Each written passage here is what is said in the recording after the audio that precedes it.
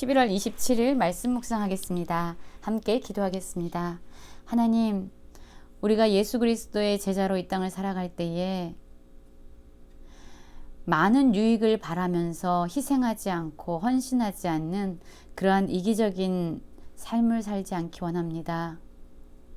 자기 십자가를 지고 자기를 부인하는 진정 섬김과 나눔의 삶을 살아가게 하시고 예수 그리스도의 생명을 가진 자로 이 땅 가운데 진정한 그리스도의 향기를 흘려보내는 자들 되게 하여 주시옵소서. 예수님 이름으로 기도했습니다. 아멘. 오늘의 말씀은 사사기 12장 1절부터 15절까지의 말씀입니다.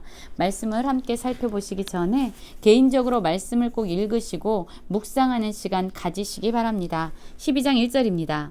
에브라임 사람들이 모여 북쪽으로 가서 입다에게 이르되 내가 암몬 자손과 싸우러 건너갈 때에 어찌 우리를 불러 너와 함께 가게 하지 아니하였느냐. 우리가 반드시 너와 내 집을 불사르리라 하니 입다가 그들에게 이르되 나와 내 백성이 암몬 자손과 크게 싸울 때에 내가 너희를 부르되 너희가 나를 그들의 손에서 구원하지 아니한 고로 나는 너희가 도와주지 아니하는 것을 보고 내 목숨을 돌보지 아니하고 건너가서 암몬 자손을 쳤더니 여호와께서 그들을 내 손에 넘겨주셨거늘 너희가 어찌하여 오늘 내게 올라와서 나와 더불어 싸우고자 하느냐 하니라 라는 말씀으로 시작하고 있습니다. 이 에브라임 사람들은요, 기드온이 미디안 백성과 싸울 때도요 이렇게 동일하게 반응하죠. 기드온이 분명히 그 전쟁 가운데 도와달라고 요청을 했지만 에브라임 사람들은 돕지 않았습니다. 그리고 기드온이 미디안을 쳐서 큰 전쟁의 승리를 이룬 이후에 똑같이 이렇게 반응합니다. 왜 우리에게 도와달라고 얘기하지 않았냐? 왜 우리가 이 승리의 전쟁 가운데 참여하도록 너는 우리에게 말하지 않았냐? 라고 오히려 기드온, 사사 기드온에게 뭐라고 막 말을 했습니다. 그때 기드온은요, 이 에브라임 사람들을 오히려 높여주었죠. 아첨했죠.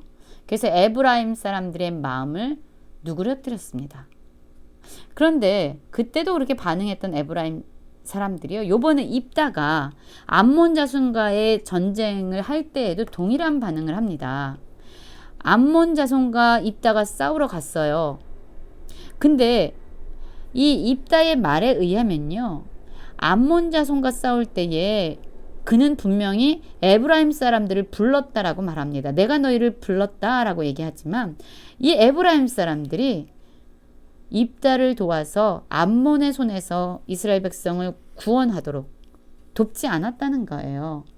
그것을 알고 이제 에브라임은 우리를 도와주지 않는구나 라고 생각했기 때문에 입다는 이제 자기의 목숨도 돌보지 않고 암몬 자손을 쳤는데 오히려 그를 도와준 분이 바로 여호와 하나님이셨던 거지요. 하나님께서 암몬 자손을 입다의 손에 넘겨준 거지요. 그래서 큰 전쟁에서 승리를 얻게 됐죠. 그렇습니다. 지금 입다는 이러한 사실을 그대로 이야기하고 있어요. 에브라임 사람들에게 아첨하거나 그들의 마음을 누그러뜨리기 위해서 뭔가를 하는 것이 아니라 있는 그대로의 사실을 이야기하면서 에브라임 사람들이 희생은 하지 않고 전쟁에 동참은 하지 않고 많은 전쟁에서의 유익을 얻고자 하는 그들의 이기적인 마음에 대해서, 그들의 교만한 마음에 대해서 지적하고 있습니다. 전쟁에 도와달라고 이야기할 땐 거절하고 승리를 이루자 우리의 몫을 달라라고 외치는 이 에브라임 사람들의 뻔뻔한 모습에 대해서 입다는 왜 나와 더불어 싸우고자 하냐라고 오히려 경고하고 있죠. 결국 동족끼리의 전쟁이 벌어지게 됩니다. 입다가 길르앗 사람을 모았고요. 그리고 결국 에브라임과 싸움을 하게 됩니다. 결과는 어떻게 됐을까요? 에브라임을 쳐서 이제 입다가 승리를 하게 됩니다. 이 에브라임 사람들은요, 이제 두려움 가운데서 에브라임과 므낫세 중에 도망가 있게 됩니다. 길르앗 사람들이 에브라임 사람보다 앞서서 요단강 나루턱을 장악하게 되고요. 에브라임 사람의 도망하는 자가 말하기를 나를 건너가게 해라 라고 말합니다. 그러면 이제 길르앗 사람들이 묻는 거예요. 네가 에브라임 사람이냐? 라고 묻습니다. 아니다. 나 에브라임 사람 아니다. 날 건너가게 하라. 라고 얘기하는데 이때 에브라임 사람들은요. 쉽볼렛이라는 발음을 못한 거예요. 마치 우리나라 경상도 분들이 쌀을 발음 못해가지고 살 그릇이잖아요. 그것처럼 이 에브라임 사람들은요. 쉽볼렛을 발음하지 못해서 십볼렛이라고 발음을 하는 겁니다. 이 특징을 알고 있었던 거예요. 그래서 길앗 사람들이 입다와 길앗 사람들이 요단강 나루턱을 딱 장악하고 나서 그 요단강을 건너는 사람들을 다 십볼렛이라는 발음을 하게끔 합니다. 그런데 이들이 그 발음을 하지 못하고 십볼렛이라고 하면 아, 너 에브라임 사람이구나 라고 생각해서 요단강 나루턱에서 그들을 죽였다는 겁니다. 그렇게 해서 죽은 사람의 수는요. 어마어마합니다. 에브라임 사람의 죽은 자가 42,000명이었다라고 이야기합니다. 여러분, 하나님은 이스라엘 백성에게 가나안 땅을 주셨습니다. 그리고 그들을 하나님의 백성으로 선택하셨어요. 12지파이지만 하나님을 섬기는 자들로서 가나안 땅에서 하나님의 통치를 받으며 하나님의 나라를 구현하기를 원하셨습니다.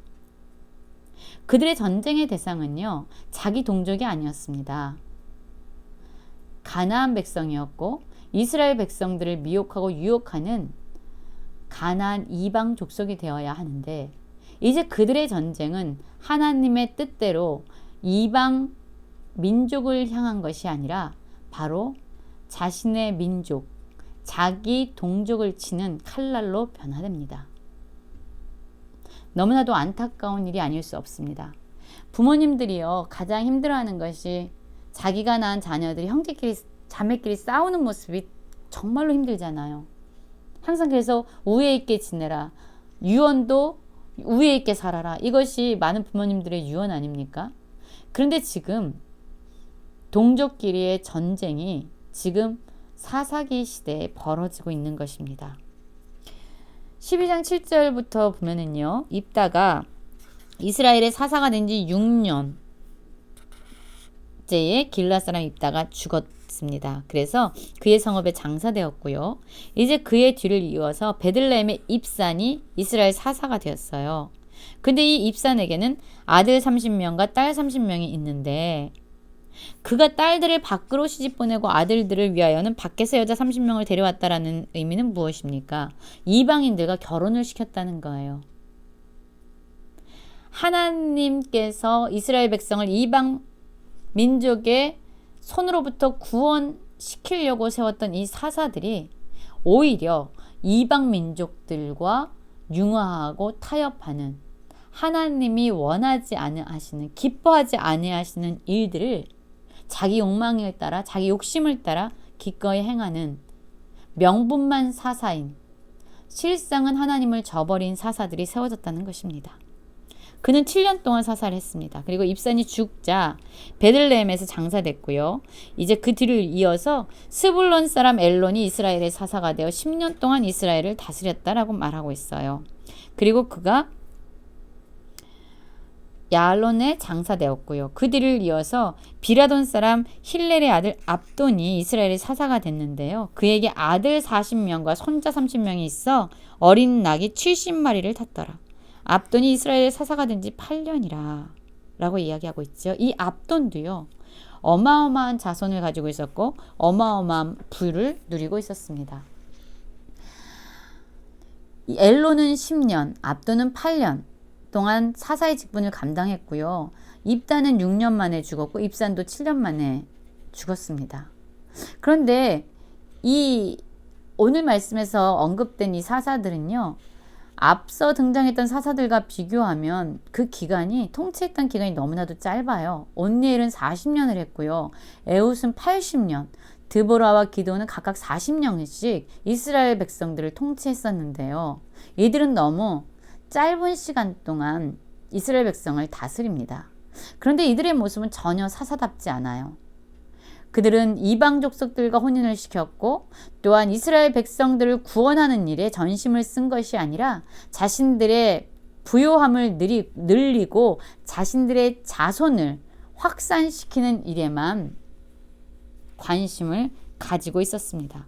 그리고 15절 보면은요. 이 비라돈 사람 힐렐의 아들 압돈은요. 에브라임 땅 아말렉 사람의 산지 비라돈에 장사되었다라고 말하잖아요.